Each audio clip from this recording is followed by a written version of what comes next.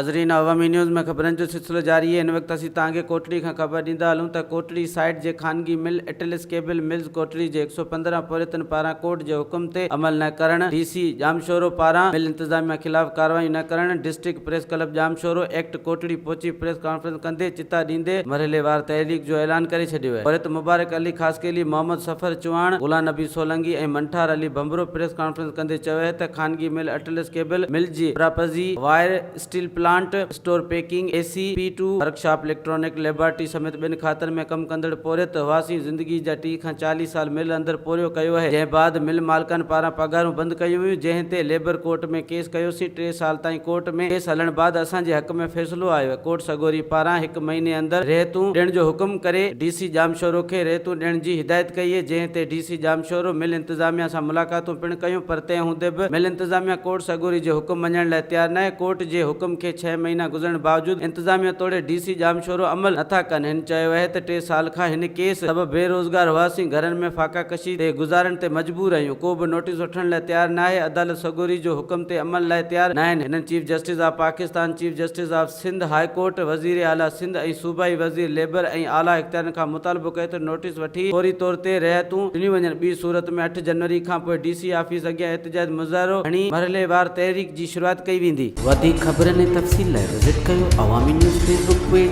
YouTube page ऐं अवामी news website.